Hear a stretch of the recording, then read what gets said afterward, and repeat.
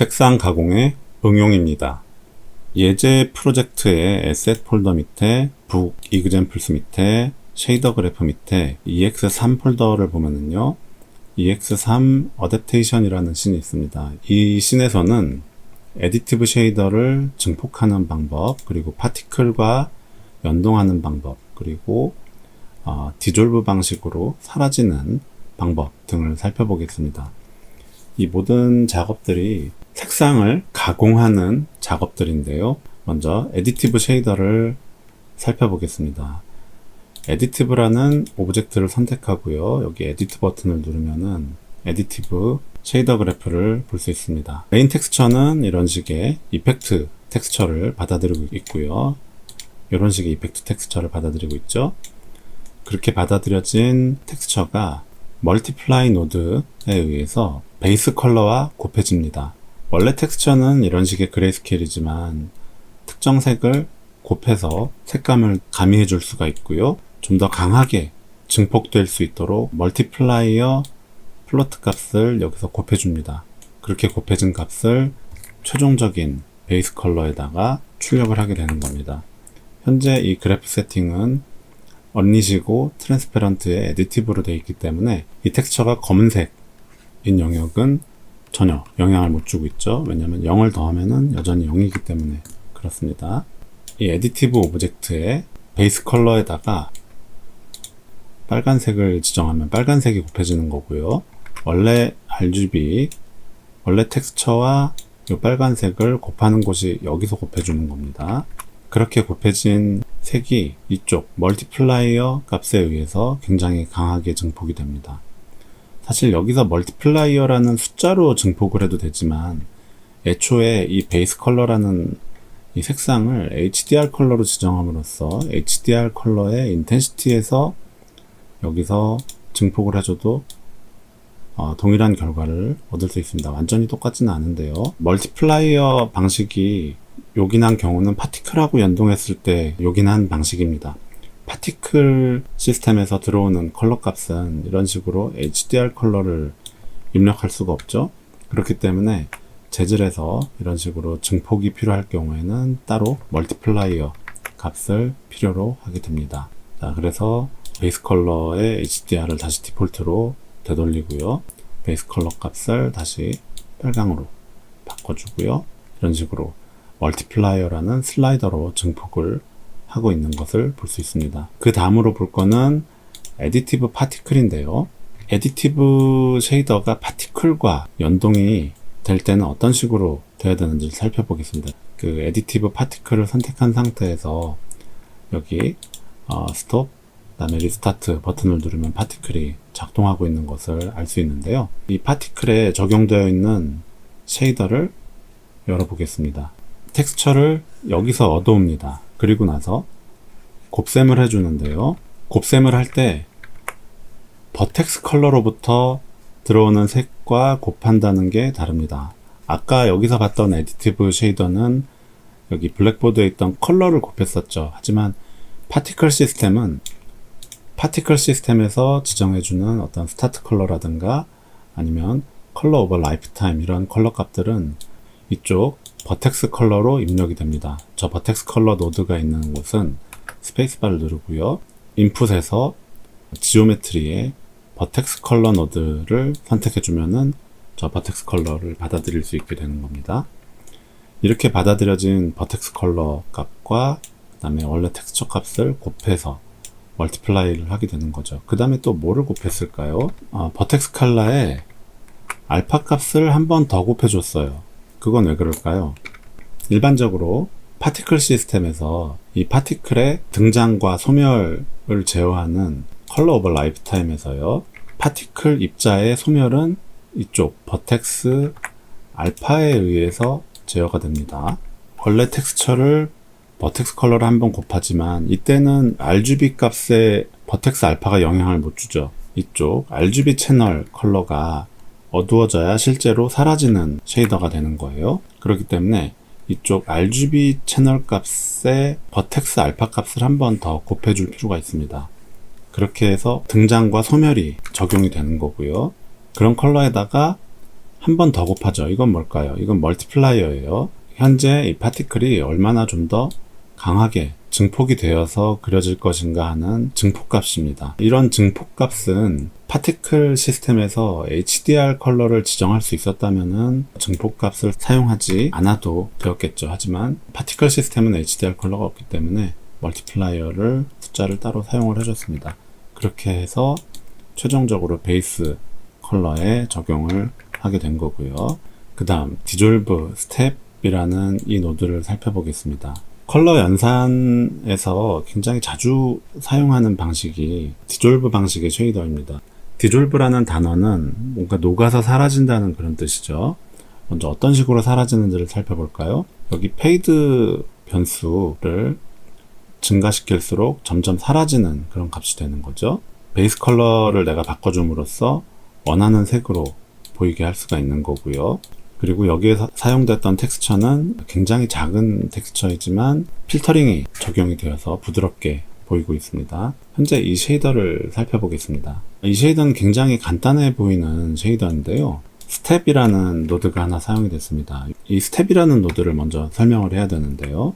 입력 값에다가 검은색 0에서부터 1까지의 컬러를 입력으로 넣었을 때 0에서부터 1까지 컬러를 이런 식으로 그래프가 있다라고 가정을 합시다. 이게 1이고요. 여기도 1입니다. 0이겠죠?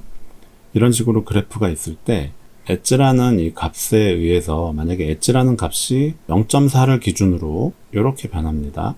즉 0.4를 기점으로 이것보다 높은 건 다 1이 되고요. 이것보다 낮은 건 다 0이 되는 거예요. 0.6이 들어가면 어떻게 될까요? 0.6은 이 정도 위치죠. 이 정도 위치이기 때문에 0.6 값을 기준으로 하게 되면은 이런 식의 그래프가 그려집니다. 자, 여기서 이 페이드라는 값의 디폴트 값을 이렇게 바꿔줌으로써 어떤 경계 위치에서 계단 현상이 생기는지를 알아볼 수가 있게 되는 거겠죠. 이 스텝 노드는 재미있는 점이요. 이 페이드 값을 서로 교차를 해서 아래쪽에 넣고 RGB 값을 위에다가 넣게 되면은요, 이쪽 블랙 앤 화이트 영역이 바뀝니다. 그래서 이 페이드 값을 내가 이렇게 좌우로 움직이는 거에 따라서 그 흰색과 검은색 영역이 좌우가 뒤바뀌는 거예요. 보통은 이런 식으로 쓰지만 필요에 따라서 어느 쪽에 입력을 할지를 바꿔줄 수가 있습니다. 그래서 현재 이 쉐이더가 알파 값에다가 이런 스텝을 거치지 않고 바로 알파 값에 들어가면 어떻게 될까요? 세이브 에셋을 하면 이렇게 보이겠죠. 원래대로라면은 이런 식의 몽실몽실한 먼지 같은 느낌의 텍스처 모양대로 이렇게 부드럽게 반투명해 보일 거예요. 하지만 이 스텝 노드를 거쳤기 때문에 강제로 완전히 검거나 완전히 하얗거나 둘 중에 하나인 상태가 되는 거예요. 이 스텝 노드를 거친 결과를 여기 알파에다가 입력을 하고 세이브를 하면은 이렇게 되는 겁니다. 그리고 이 페이드라는 값은 현재 이쪽 재질 편집기에서 슬라이더로 적용이 되어 있기 때문에 이 슬라이더를 좌우로 움직일 경우에 이런 식으로 마치 얼음이 녹아 없어지듯이 디졸브 되어서 사라집니다. 하지만 이 방식은 아주 가까이 가서 보면은 중간이 없어요. 반쯤 투명한 반투명이 없습니다. 완전히 투명하거나 완전히 불투명하거나 둘 중에 하나인 거죠. 경우에 따라서 이런 느낌이 더 적절할 때도 있어요. 하지만 카툰 방식의 먼지 혹은 구름 같은 것을 이펙트를 만든다라고 가정을 하면은 이런 식으로 사라지는 디졸브 느낌이 필요할 때도 있죠. 이 디졸브 방식은요, 아까와는 조금 다릅니다. 여기서 똑같이 페이드로 사라지는 건 같아요. 하지만 이게 얼마나 날카로울지 아니면은 이게 부드러울지를 조정하는 하드니스라는 변수가 하나 추가됐어요. 그리고 베이스 컬러 기능은 똑같습니다. 베이스 컬러 기능은 여전히 여기서 내가 원하는 컬러를 지정할 수 있는 기능이 있는 거고요. 이 쉐이더는 어떻게 만들어졌는지 살펴볼까요? 이 쉐이더는 스텝 기능을 사용하지는 않았어요. 이 두 개의 노드가 있는데 두 개의 노드를 잠깐 끊어주고요. 여기 세츄레이트 좀 끊어주고요. 여기 끼어든 이 두 개의 노드를 잠깐 옆으로 좀 빼놓겠습니다. 설명을 위해서요. 그냥 원래 텍스처가 이쪽 그냥 원래 텍스처가 알파에 연결이 되면은 가까이 놓고서 설명을 하겠습니다. 그냥 원래 이쪽 텍스처가 알파로 바로 나가면 어떻게 보일까요? 이렇게 보이겠죠. 지금의 그래프는 그냥 원래 여기가 1이고 여기가 1이고요. 여기가 0일 때 원래 텍스처를 그냥 그대로 내보내는 대각선 그래프예요. 자, 여기서 페이드라는 변수를 빼줍니다. 빼주면 어떻게 될까요? 요게 이제 페이드 변수죠. 이 텍스처의 결과를 여기서 서브트랙트라는 뺄셈 노드를 사용해서요. 프리뷰도 켜겠습니다. 지금 아웃풋으로 나가는 선은 좀 복잡하니까 잠깐 연결을 끊겠습니다. 여기서 페이드를 빼줍니다. 그럼 어떻게 될까요? 이 페이드라는 값을 여기서 0을 넣으면 원래 그래프가 되겠죠. 근데 이제 더 많이 빼면 많이 뺄수록 점점점 이 그래프가 원래 이렇게 돼 있던 그래프에서 뺀다는 건 뭐죠? 이 그래프가 밑으로 이동을 하는 거죠. 이런 그래프로 바뀌는 거예요. 내가 0.5를 빼면은 0.5만큼 밑으로 내려가는 거고요. 0.7을 빼면 어떻게 될까요? 0.7을 빼면은 이만큼이 내려가는 식이 되는 거겠죠. 지금 내가 뺀 값이 0.51이니까 중간 정도로 원래 이랬던 그래프가 이렇게 밑으로 내려간 거예요. 지금 상태에서 아웃풋으로 바로 이어보면 어떻게 될까요? Save Asset을 하고요. 지금 상태에서는 단지 이런 식으로 빠지는 걸 뿐입니다. 알파 값에 마이너스 영역의 값이 들어가면서 이쪽이 이상하게 빠졌죠. 그거는 알파 값에 마이너스 값이 들어가면은 안 되기 때문에 여기 Saturate라는 노드를 적용해 줍니다. Saturate 노드는 뭘까요? 만약에 그래프가 이런 식으로 돼 있을 때 Saturate는 마이너스를 강제로 없애주고 0으로 밀어줍니다. Saturate 노드는 1보다 큰 값도 1로 바꿔주죠. 이 아웃 라인을 끊어주고요. 여기서 Saturate라는 노드를 추가해서 이거는 굳이 프리뷰를 볼 필요가 없습니다. 아웃을 연결을 해줍니다. 그리고 저장을 하면은요. 아까 마이너스 값이 나왔던 알파 부분이 문제없이 처리가 되는 것을 볼 수 있습니다. 이 상태에서 페이드를 바꿔보면은 이런 식으로 뿅 사라집니다. 근데 이거는 단순히 알파 값이 어두워지는 거일 뿐인 거예요. 여기서 어떤 처리가 필요할까요? Saturate로 입력되기 바로 직전에 내가 원하는 만큼 날카롭게 바꿔줄 필요가 있어요. 날카롭게 바꾼다는 건 뭐냐면은 예를 들어서 0.5라는 값을 빼준 그래프가 이렇게 됐죠. 이 그래프를 만약에 나누기 2를 한다면 어떻게 될까요? 2로 나눈 값은 더 작아지죠. 그러면은 이렇게 됩니다. 이건 기울기가 더 낮아지는 거예요. 근데 지금 필요한 거는 기울기가 반대로 올라가는 거죠. 그렇기 때문에 여기서 곱하기를 쓸 수도 있지만 곱하기보다는 나누기가 더 직관적이에요. 이 경우에는요. 물론 곱셈보다는 나눗셈이 좀 더 무겁긴 하지만 정확하게 직관적인 숫자를 쓰기 위해서는 나누기가 좀 더 좋습니다. 나누기 0.5를 했다라고 하면 어떻게 될까요? 0.5로 나누는 거는 곱하기 2와 같습니다. 그렇기 때문에 이 기울기가 이런 식으로 위로 올라갈 거예요. 만약에 나누기 0.1을 한다면 어떻게 될까요? 굉장히 쫙 올라가겠죠. 그래서 나누는 값을 점점 작게 할수록 이 그래프의 기울기가 일어서는 효과를 볼 수가 있는 거예요. 그래서 이 하드니스라는 이 슬라이더 값을 이용해서요. 이 하드니스 값을 나눠줍니다.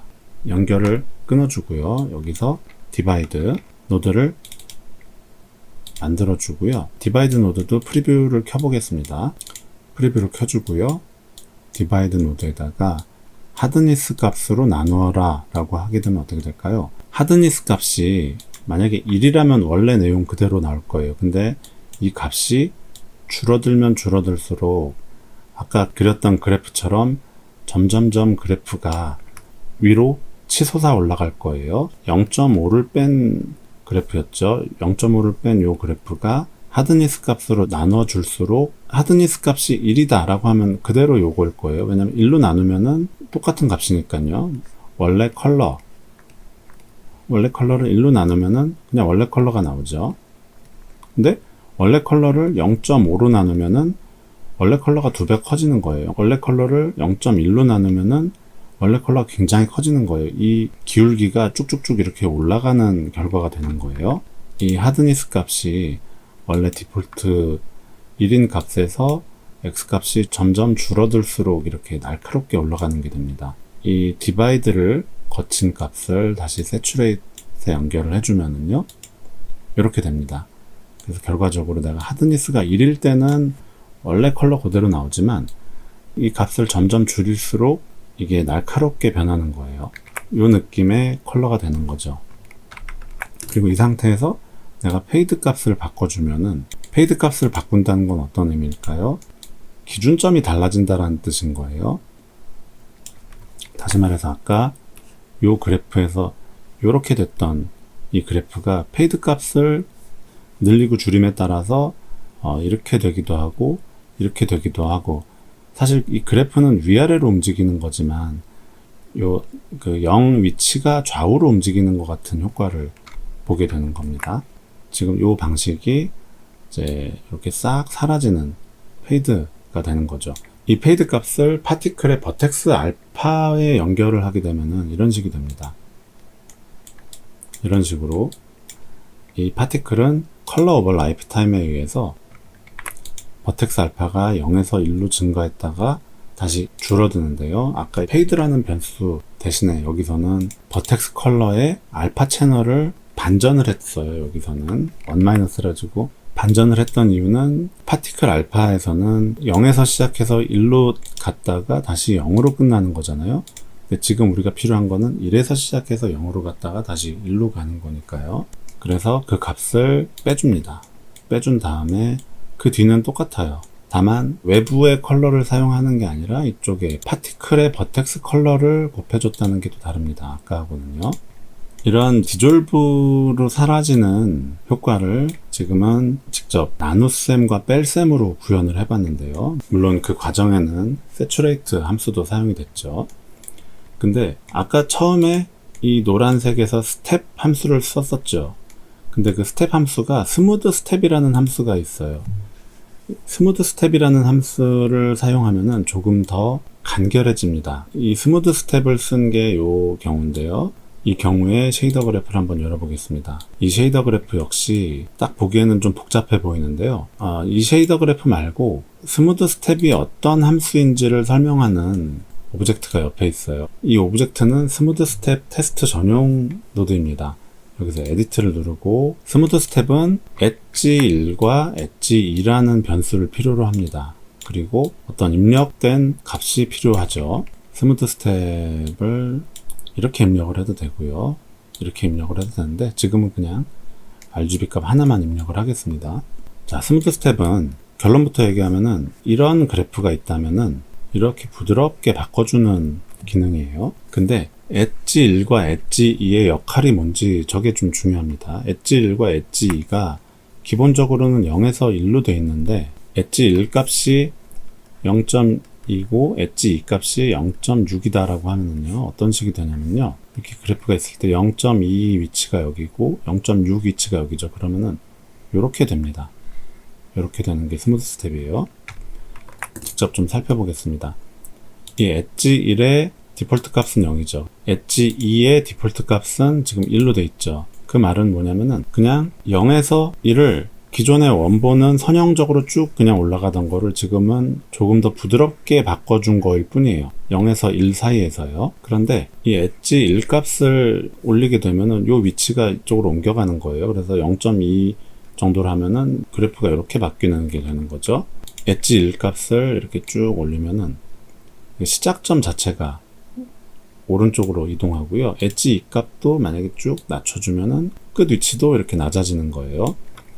지금은 쉐이더 그래프에서 보기 때문에 이 디폴트 값을 가지고 조정하고 있는데요. 이 디폴트 값은 다시 이걸 1로 늘리고 이걸 0으로 늘리겠습니다. 이쪽 오브젝트에서요, 엣지 1과 엣지 2 값을 얘를 좀 바꿔볼게요. 엣지 1 값이 원래 0이었고 엣지 2 값이 1이었죠. 이랬던 값을 왼쪽 값을 쭉 올리면 이렇게 되고요. 오른쪽 값을 쭉 내리면 이렇게 됩니다. 어때요? 아까 했던 거랑 비슷한 느낌이죠. 단지 중간에 이 단계가 부드럽게 바뀐다는 것 뿐입니다. 두 번째 엣지 값이 이렇게 역전될 수도 있습니다. 역전될 경우엔 이런 식으로 바뀌는 거예요. 이거는 사용하기 나름이에요. 근데 이제 엣지 1과 엣지 2 값이 아니라 페이드라는 변수를 하나 만들고요. 페이드가 슬라이더로 0에서 1이에요. 그 다음에 width라는 변수가 있습니다. 이 프로퍼티 역시 슬라이더예요. 0에서 1이고요. 디폴트 값은 0.2 정도로 할까요? 이 두 개를 놓고요. 이 연결은 끊어줍니다. 잠깐 끊어주고요. 첫 번째 엣지 1번에다가 페이드 변수를 넣고요. 엣지 2번에다가는 페이드에다가 두께를 더한 값을 연결을 해줍니다. 두께를 페이드에다가 add를 해서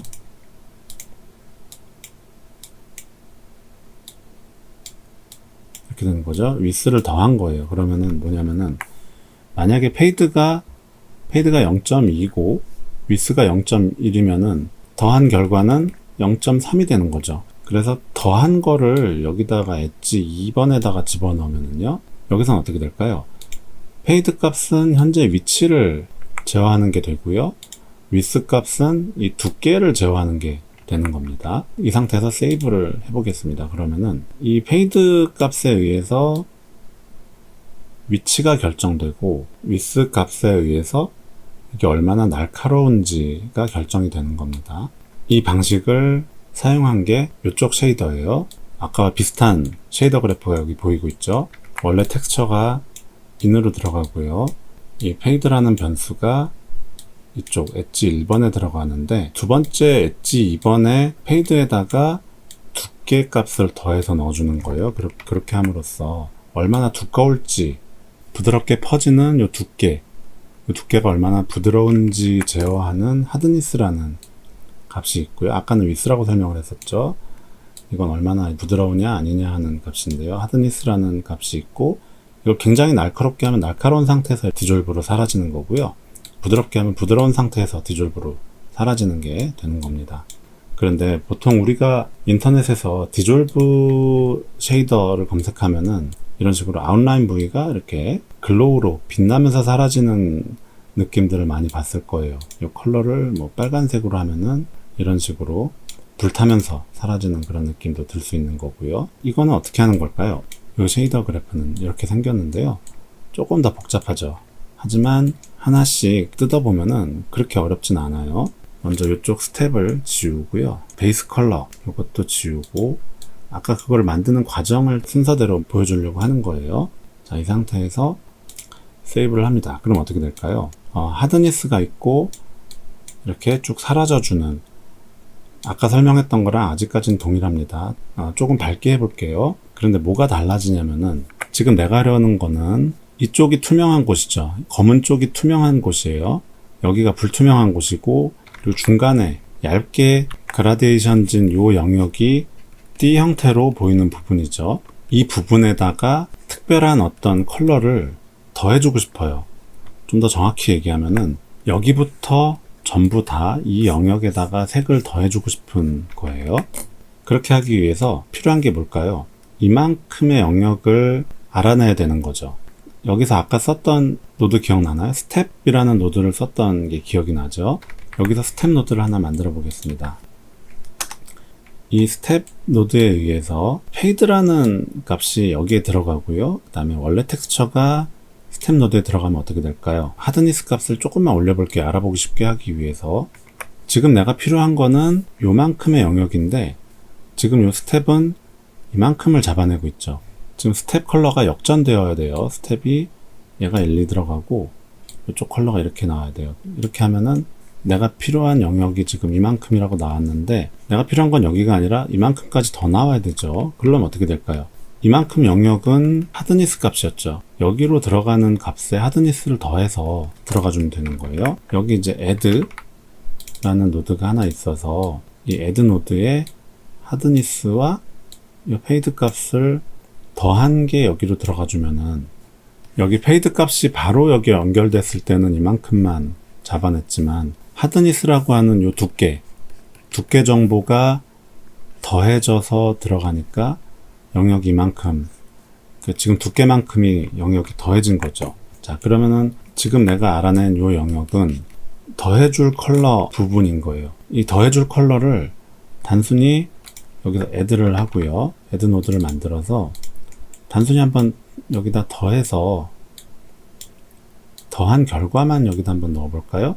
아마 흰색이 더해질 거예요. 지금 흰색이 더해진 상태입니다. 베이스 컬러에 흰색을 더한 거예요. 근데 내가 지금 원하는 거는 뭔가 글로우 컬러를 따로 지정을 하고 싶어요. 그러면 단순히 흰색을 더하는 게 아니라 글로우 컬러를 집어넣어서 글로우 컬러와 이 흰색을 곱해서 더해주면 되는 거예요. 여기서 이제 멀티플라이 노드를 하나 만들고요. 프리뷰 창은 꺼주고 글로우 컬러와 이쪽 스텝 결과, 일종의 영역의 마스킹이라고 볼 수 있는 거예요. 이 마스킹 이미지를 글로우 컬러와 곱한 결과를 여기서 얘를 더해줍니다.